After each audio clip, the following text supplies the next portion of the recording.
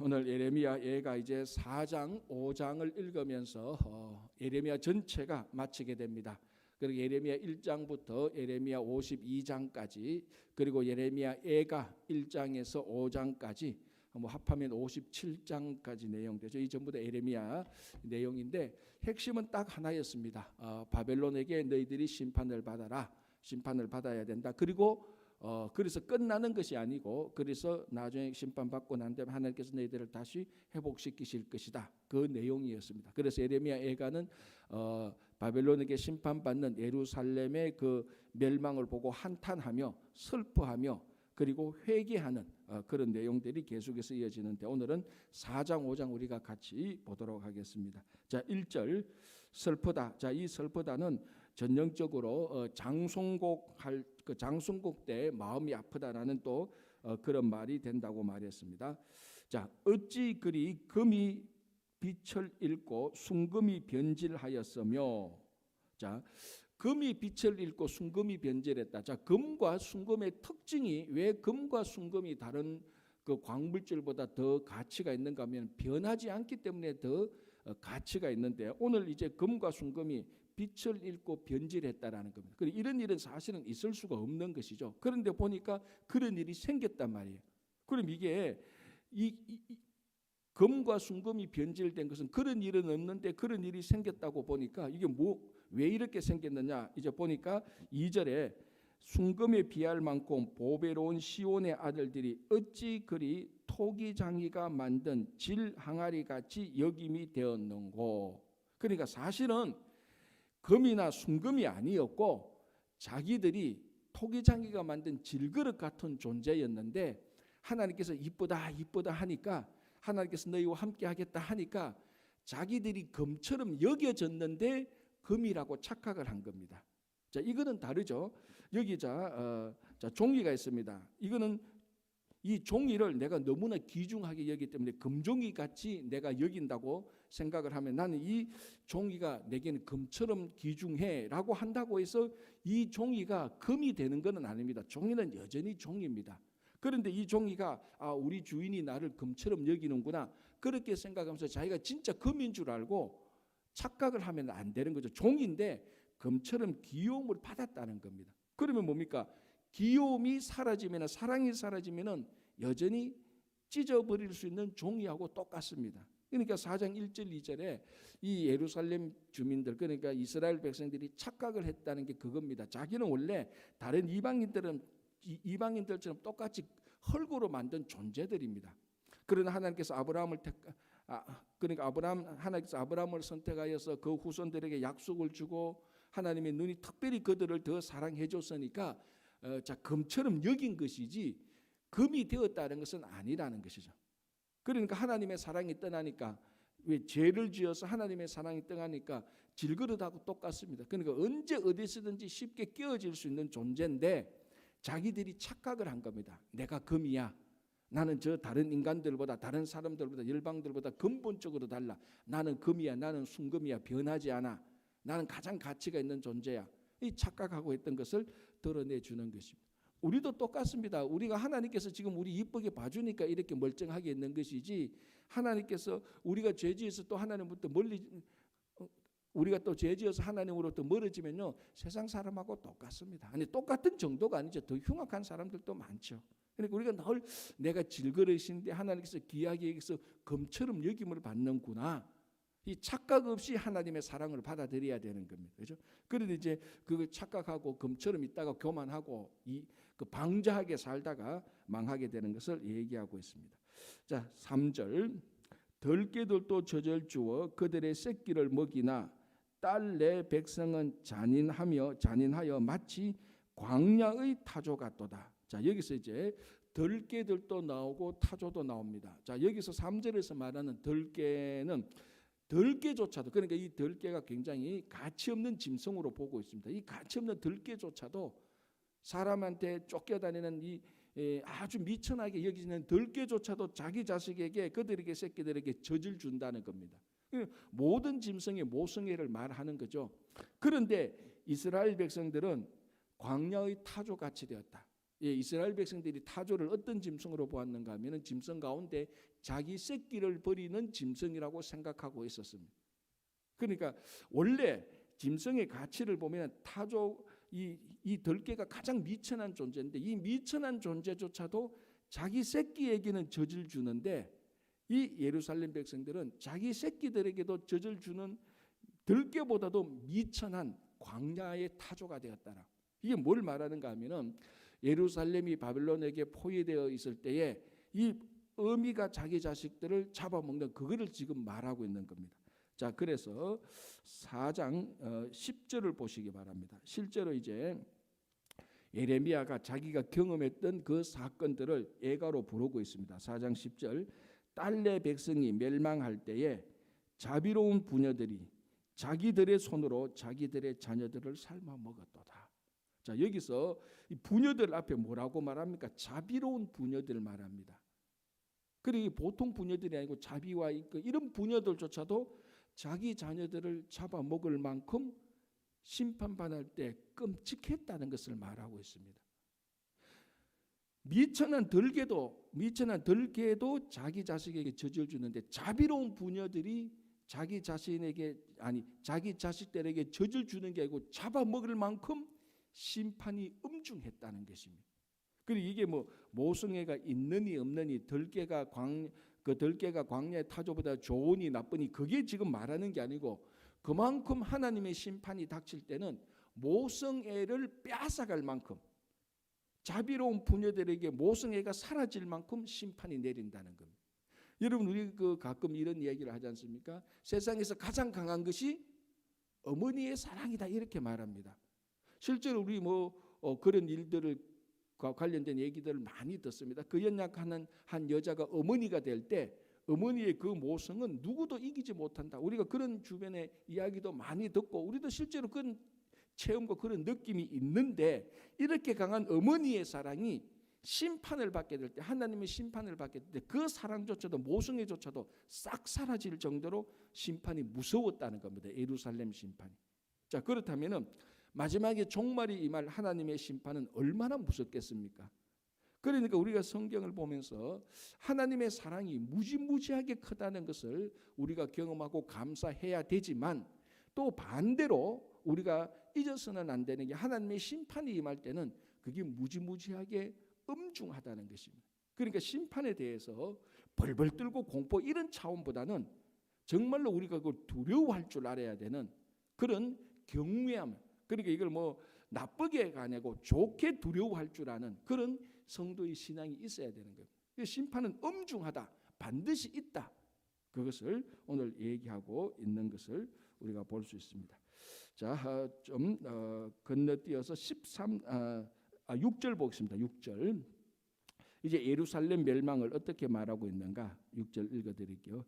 전에 소돔이 사람의 손을 대지 아니하였는데도 순식간에 무너지더니 이제는 딸 내 백성의 죄가 소돔의 죄악보다 무겁도다.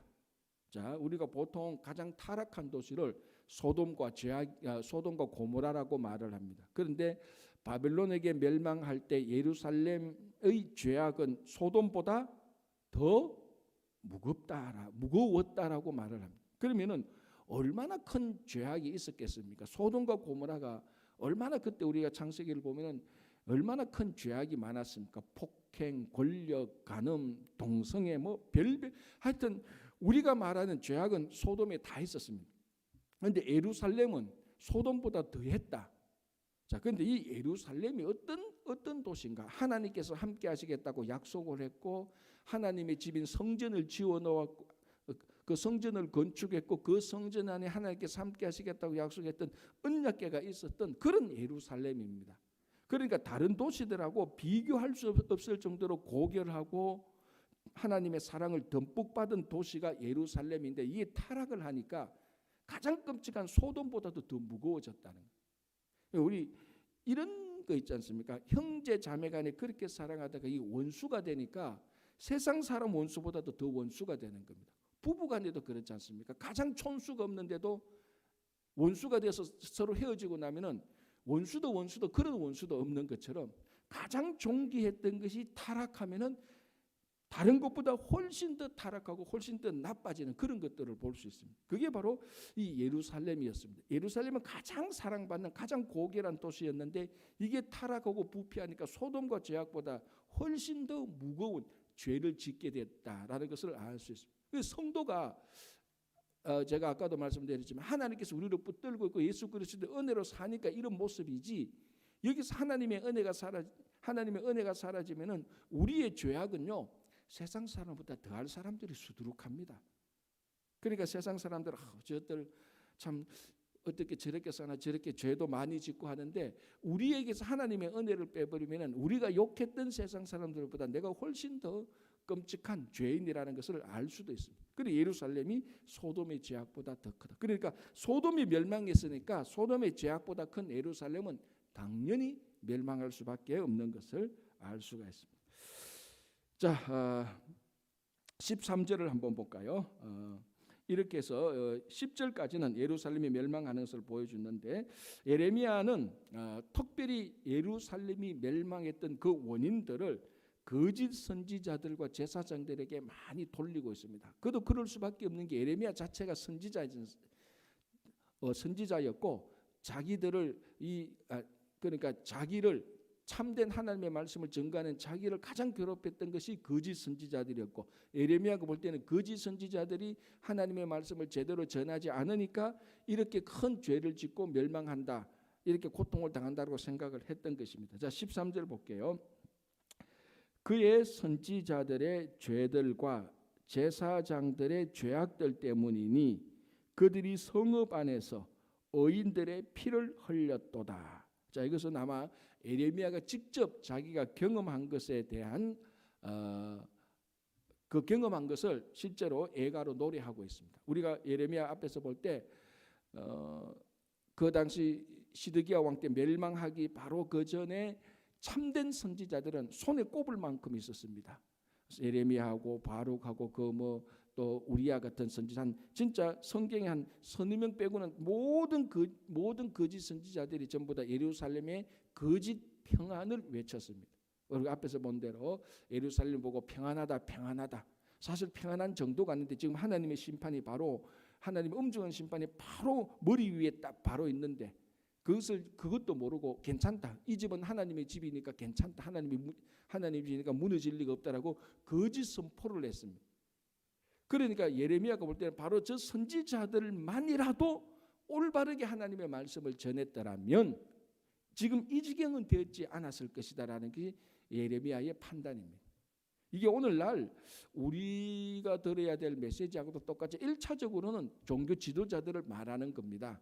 그 더 이상 우리가 이론의 여지가 없고요. 그러나 우리가 신앙적으로 볼 때 지금 이 시대가 이렇게 어지럽고 혼란스러운 것은 저 인간들의 저 사람들의 성품이 나빠서 저들이 죄를 많이 지어서 그렇게 보기보다는 바로 오늘 거짓 선지자들이 많아서, 다시 말하자면은 교회와 성도가 거짓 선지자들처럼 행했기 때문에 교회와 성도를 바라보고 있는 세상도 여전히 악하고 죄를 지을 수밖에 없다는 것을 알 수 있습니다.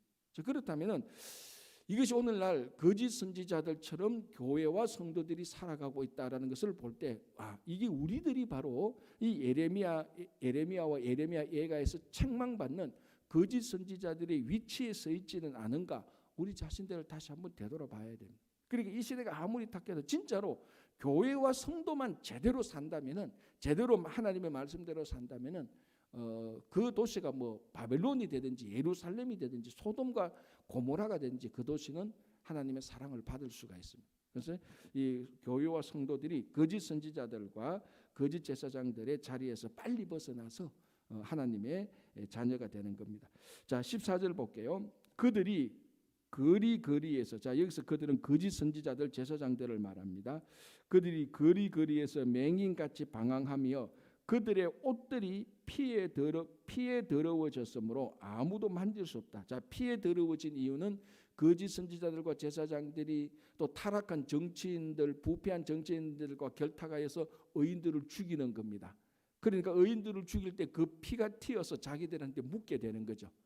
그러니까 의인을 죽이는데 그 피가 자기들한테 튀겨서 자기 옷에 묻어 있습니다. 자, 그러면은 피가 죽은 사람의 피가 묻어 있는 그 사람은 부정하게 되니까 15절 보겠습니다. 사람들이 그들에게 외쳐 이르기를 저리 가라 부정하다 저리 가라 저리 가라 만지지 말라 하였으며 그들이 도망하여 방황할 때에 이방인들이 말하기를 그들이 다시는 여기서 살지 못하리라 하였도다. 자, 거짓 선지자들이 의인들을 죽임으로 말미암아 그 피가 자기들에게 묻어서 튀겨서 이 사람들이 부정하게 된다고 얘기를 하고 있는 것입니다. 자, 거짓 선지자들, 거짓 제사장들에게 가장 수치스러운 것은 자기들이 부정하게 되는 것입니다.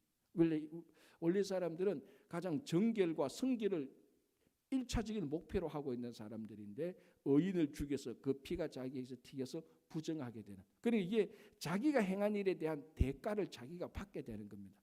자기는 잘한다고 했는데 그게 오히려 자기들한테 부정한 결과가 되는. 그러니까 심은 대로 거두게 된다는 것입니다.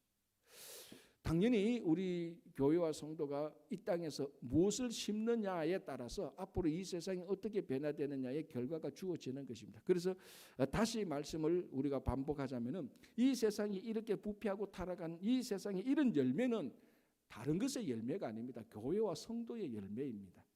그러니까 이 세상을 탓하기 전에 야 우리가 무엇을 잘못했는가라고 우리 자신을 먼저 봐야 됩니다. 그래서 우리가 앞에서 에레미야 애가 앞에서 우리 그 지난 주일을 봤지 않습니까? 먼저 우리를 살피고 우리의 행위를 살피라라는 것을 알 수 있습니다. 자, 17절 볼까요?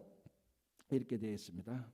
우리가 헛되이 도움을 바람으로 우리의 눈이 상하며 우리를 구원하지 못할 나라를 바라보고 바라보았도다라고 말합니다. 자, 헛되이 도움을 바랬다라고 되어 있는데요. 5장을 한번 보겠습니다. 5장 6절 이렇게 되어 있습니다. 우리가 애굽 사람과 아수르 사람과 악수하고 양식을 얻어 배불리고자 하였나이다. 자, 예레미야 때 제가 계속해서 반복해서 말씀드린 것은 정치적으로 군사적으로 그 시대의 상황을 보면은 이사야 때부터 계속해서 왔던 것이 뭔가 하면은 바벨론이 쳐들어오거나 다른 강대국이 쳐들어오면 이스라엘 백성들은 항상 어디를 쳐다봤다? 그렇죠. 하나님을 쳐다보기 전에 일단의 그룹들은 항상 애굽을 쳐다봤습니다. 지금 오늘 또 17절 그걸 말하는 것입니다. 우리가 헛되이 도움을 바람으로 애굽을 바라보고 헛되이 도움을 바람으로 우리의 눈이 상했다. 그래서 5장 6절에 아예 노골적으로 말하죠. 우리가 애굽 사람과 아수르 사람과 악수했다라고 말합니다. 그러니까 오래된 우상들, 애굽 사람, 이스라엘 백성들에게 오래된 몇백 년 이상을 지탱해온 그 우상들, 그거를 늘 바라보았다는 것을 에레미야가 지금 그것을 지적하고 있는 것입니다. 우리가 헛되이 도움을 받았다. 오늘날 우리도 똑같지 않습니까? 사람을 바라보고 구원을 요청하거나 물질이나 권력이나 어떤 집단의 세력들, 어떤 나라들, 어떤 사람들 이런 것을 바라보고 구원을 바란다면은 이 예루살렘이 멸망하는 이 운명을 이 길을 피해 갈 수가 없습니다. 우리가 헛되이 도움을 바람으로. 그래서 선지자들이 계속해서 제발 하나님을 바라라. 그러면 너희들이 살 것이다라고 얘기를 했던 것입니다.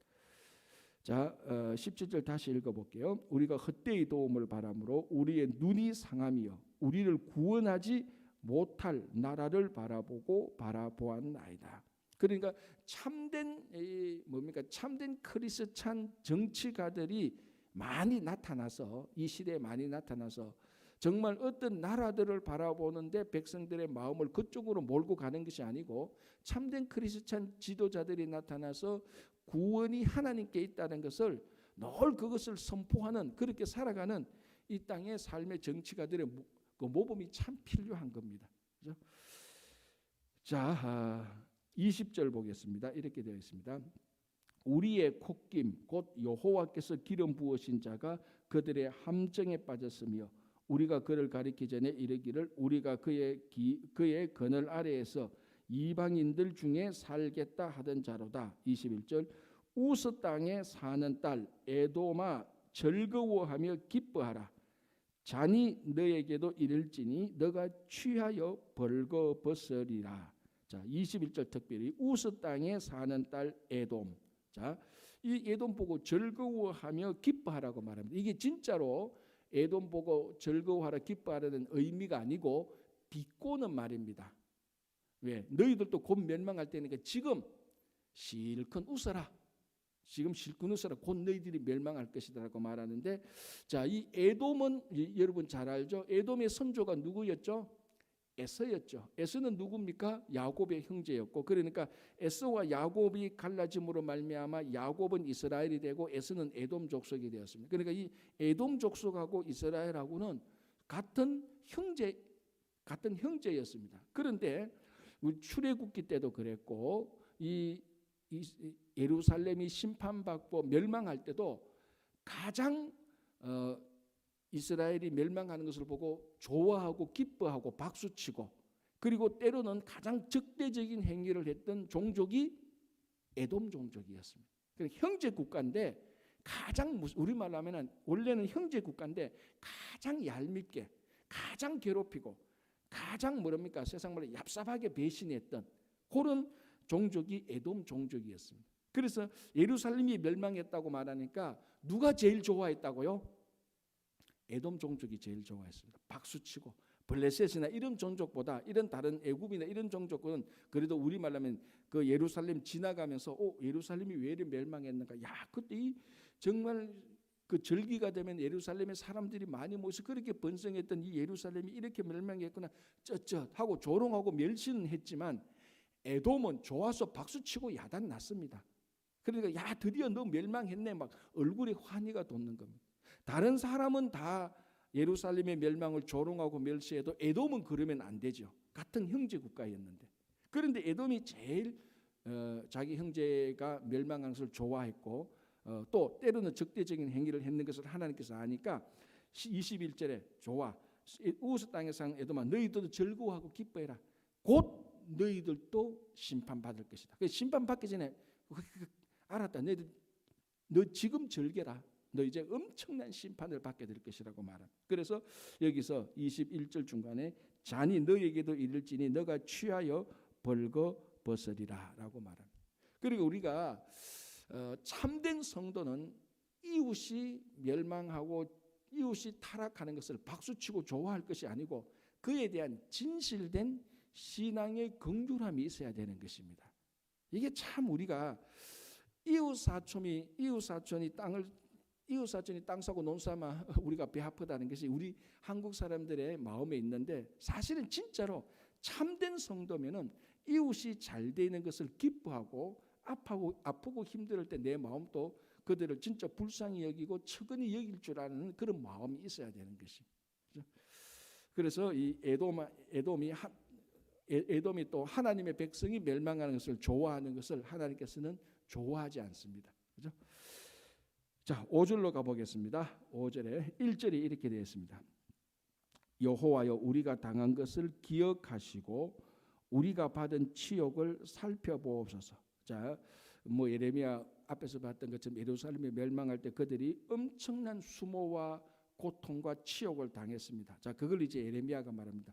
우리가 당한 것을 기억하소서. 자, 이 기억이라는 것은 하나님께서 잊어버리지 않고 하나님의 마음에 품고 있으라는 겁니다. 하나님, 우리가 이만큼 우리가 잘못해서 벌을 받았습니다. 하나님께서 품고 있으시다가 때가 되면은 우리를 회복시키소서, 그런 의미가 있습니다. 기억하소서 이 말은 하나님께서 지금 우리가 당한 것을 기억하고 있다가 잊지 않고 있다가 때가 되면 회복하소서라는 그런 의미입니다.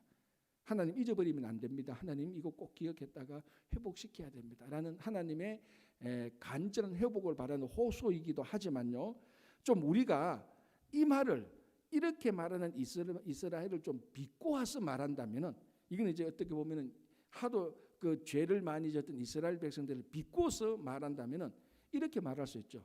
하나님이 너희들을 잊어버리는 거 걱정하지 말고 니나 하나님 잘 기억하고 있으라고.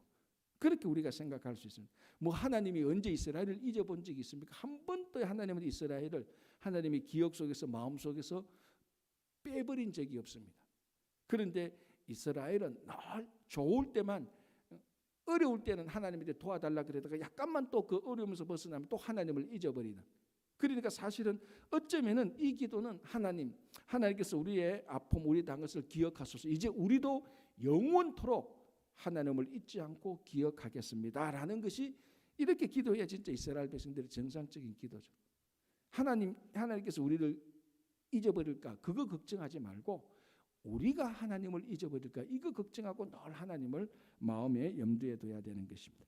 자, 2절 우리의 기업이 외인들에게 우리의 집들도 이방인들에게 돌아갔나이다. 자, 이 참 평범한 말투인데 굉장히 슬픈 이야기를 말합니다. 드디어 예루살렘이 멸망해서 우리의 기업이 하나님께서 자기들에게 특별히 주신 그 기업이 외인들에게 이방인들에게 다 돌아가 버렸다. 이제 우리는 이 땅에서 살아갈 길이 없다라는 그런 한탄을 말해서 자 그래서 그 모습을 3절에 우리는 아버지 없는 고아들이오며 우리의 어머니는 과부들 같으니 마치 이스라엘 백성들이 애굽 생활에서 살았던 그 생활로 다시 돌아가는 겁니다. 그래서 바벨론에서 돌아오는 것을 제2의 출애굽이라고 말한 것은 바로 이런 이유도 있죠. 바벨론에서 그네들의 삶은 그 옛날 애굽에서의 삶하고 똑같습니다. 그래서 고아들처럼 살아가게 되었고 자기 어머니는 과부처럼 살게 되었고 애굽 땅에서 히브리 민족들이 그렇게 살았던 것이 다시 반복되고 있는 것입니다. 그래서 우리 삶에서 우리 성도들의 삶에서는 이제는 더 이상 이런 삶이 반복되어서는 안 됩니다. 이걸 끊어야 됩니다. 이것을 완전히 영원토록 끊게 하기 위해서 예수 그리스도께서 이 땅에 오신 것입니다. 완전히 끊게 하기 위해서. 그렇죠? 자, 7절 보겠습니다. 우리의 조상들은 범죄하고 없어졌으며 우리는 그들의 죄악을 담당하였나이다. 자, 요 구절만 보면은 그 당대의 이스라엘 백성들이 조상들의 죄를 자기들이 대신 짊어졌기 때문에 그 조상들의 짊어진 죄 때문에 멸망했다라고 생각할 수 있는 문구입니다. 우리는 그들의 죄악을 담당하였다. 우리가 조상들이 지었던 죄를 우리가 담당했기 때문에 조상들의 죄 때문에 우리가 멸망했다. 그렇게만 느낄 수 있는 문장입니다. 자, 그래서 이 문장은요 16절하고 같이 읽어야 됩니다. 16절 보세요. 우리의 머리에서는 면류관이 떨어져 싸우니, 그러니까 완전히 이제 멸망된 상태를 말해줘. 오호라, 우리의 범죄 때문이니이다. 자, 우리가 왜 면류관이 떨어졌고 우리가 왜 멸망했는가? 우리의 범죄 때문이라는 것입니다. 그런데 7절에는 조상들의 죄악을 우리가 담당했다라고 이렇게 말해서 사실은 7절하고 16절은 내용이 좀 이게 안 맞는 문구로 들리는데 이 두 문구를 같이 섞어서 해석을 하면 이렇게 됩니다. 조상들의 죄악이 계속해서 자기들에게 왔는데 자기들이 그 죄악을 뿌리치지 못하고 그 죄악을 자기들이 똑같이 죄를 반복해서 저질렀다는 것입니다. 그래서 조상들의 죄가 있었던 것을 자기들이 끊어줘야 되는데 예수님처럼 그 죄악을 자기들이 담당하고 거기서 끊어야 되는데 그걸 또 자기들이 계속해서 반복합니다. 자, 예수님은 우리들의 죄악을 담당했습니다. 그런데도 예수님은 우리들의 죄를 반복했습니까? 반복 안 하지 않습니까? 이 이스라엘 백성들은 자기들의 조상들의 죄가 자기들까지 이르렀습니다. 그런데 이 이스라엘 백성들은 그 죄를 자기들이 반복하는 겁니다. 예수님은 인류의 모든 죄악을 담당하시면서 예수님은 죄악을 반복하지 않습니다. 자, 예수님께서는 세리와 죄인들과 함께 하셨습니다. 그런데 예수님은 세리와 죄인처럼 되지 않으셨습니다. 자, 우리 성도들이 바로 여기에 분별력과 거룩함의 통찰이 있어야 됩니다. 자, 우리들은 세상 한가운데 들어가야 됩니다. 그러나 세상처럼 되어서는 안 되는 겁니다. 간혹 이제 어떤 성도들은 우리가 세상에서는 살아서는 안 됩니다라고 말하는데 세상과 분리되어야 된다고 말하는데 여러분 성도는 절대로 세상과 분리되어서는 안 됩니다. 우리는 세상 안에서 살아야 되는 겁니다. 그런데 세상 안에서 산다고 해서 세상 사람처럼 죄를 짓고 세상처럼 쾌락을 느끼라는 건 아닙니다. 예수님께서는 철두철미하게 사역을 하실 때는 그들과 함께 세리와 죄인들과 창기들과 함께 했습니다. 그러니까 막 사람들이 예수님을 막 욕을 했죠. 왜 욕을 했을까요? 저 세리와 죄인들과 창기들과 함께 한다는 것은 예수님께서 그들과 같이 된다는 의미였기 때문에 그러면 예수님도 세리와 죄인과 창기처럼 그렇게 죄를 짓는 사람이 아니냐 그런 것을 전제하고 욕을 한 것입니다. 그러나 예수님은 창기들과 세리들과 죄인들과 함께 했지만 그들과 함께 했었지만 구별되어서 그들의 죄를 반복하지 않았습니다. 바로 이스라엘 백성들은 조상들의 죄를 자기들이 가졌는 자기들이까지 도착했는데 그 죄를 자기들이 또 똑같이 반복합니다. 바로 그래서 여기서 16절에 자기들의 죄 때문에 멸망했다라고 말합니다. 예수님은 우리들의 죄악을 다 가지시면서 거기서 끊어버렸습니다. 담당하고 십자가로 그 죄를 가지고 십자가에서 죽으심으로 말미암아. 그래서 우리 성도의 삶은 세상에 들어가지만 우리가 세상과 함께하지만 세상처럼 사는 것이 아니고 세상과 함께 살지만은 예수님처럼 사는 겁니다. 그래서 중요한 것이고요. 자, 이제 21절을 한번 보겠습니다. 여호와여 우리를 주께로 돌이키소서. 그리하시면 우리가 주께로 돌아가겠사오니 우리의 날들을 다시 새롭게 하사 옛적 같게 하소서. 자, 여기서 순서가 중요합니다. 21절 여호와여 우리를 주께로 돌이키소서. 그리하시면 우리가 주께로 돌아가겠사오니. 자, 하나님께서 우리를 먼저 하나님께로 돌이켜 주어야만 우리가 하나님께로 돌아갑니다. 자, 이게 뭐냐면은 내가 이 이야기는 끝까지 들어야 됩니다. 여러분, 우리가 회개한다고 해서 하나님께로 돌아갑니까? 아니라는 거예요. 하나님께서 먼저 돌아올 수 있는 길을 열어놔야 회개해야 들어온다는 겁니다. 자, 그러면 우리 회개 안 해야 되겠네요. 자, 그게 아니고, 그런데 우리가 회개를 하면은 하나님께서는 문을 열어줍니다. 그래야 들어오는 거예요. 그게 그거 아니냐라고 말하면 그게 맞는데 생각은 다른 거예요. 우리가 회개해서 우리가 회개해서 용서받는다면은 용서받는 권한이 우리에게 주어지는 겁니다. 그러나 우리가 회개를 했지만 더 근본적인 것은 하나님께서 문을 열어 놓아야 우리가 그 안에 들어가서 용서함을 받는 겁니다. 그런데 결과적으로는 그게 맞습니다. 우리가 회개하면은 하나님의 자비하심이 있어서 하나님께서 문을 반드시 열어주는 거예요. 그래서 문을 열어주기 때문에 우리가 들어가는. 그래서 예레미야는 우리를 주께서 돌이키소서 그리하시면 우리가 주께로 돌아가겠나이다고. 그러니까 우리의 죄 용서함의 주권을 하나님에게 먼저 주는 겁니다. 똑같은 일인데 우리가 회개하면 하나님의 문이 열리지만은 그럼에도 불구하고 우리가 회개했기 때문에 구원받은 게 아니고 하나님께서 우리를 받아주셨기 때문에 구원받았다는 고백이 나타나는 겁니다. 같은 건데요. 주권이 어디 있냐에 따라서 완전히 이것은 달라지는 것입니다. 자, 그럼 지금은 어떤가? 지금은 회개하면 하나님께서 문을 열어주는가? 지금은 그 차원이 아니고 이미 하나님께서는 예수 그리스도를 통해서 문을 다 열어놓았습니다. 누구든지 회개하면 문이 열려 있기 때문에 회개하면 다 들어오는 겁니다. 지금은. 그런데 만약에 이론적으로 말하면 하나님께서 문을 닫아 놓으면 회개해도 하나님께서 문을 닫아 놓으면 안 되는 거예요. 그거는. 이게 바로 세상의 종교와 기독교하고 근본적인 차이입니다. 똑같은데 주권이 어디 있느냐고. 하나님께 있다는 것입니다. 물론 하나님은 엄청난 사랑자이기 때문에 우리가 회개하면 자동문처럼 열어주셔야 하나님은. 그러나 여러분 보십시오. 문이 안 열리면 우리는 못 들어가는 겁니다. 자, 자동문에 우리가 딱 쓰면 문이 열리니까 들어가는 거죠. 자동문에 섰다고 해서 우리가 들어가는 건 아닙니다. 문이 열려야 들어가는 겁니다. 회개했다고 해서 되는 거 아니에요. 회개하면 문이 자동적으로 열리기 때문에 우리가 들어가는 겁니다. 주권은 문이 열려야 되는 겁니다. 그래서 오늘 예레미야가 말합니다. 우리를 주께로 돌이키소서.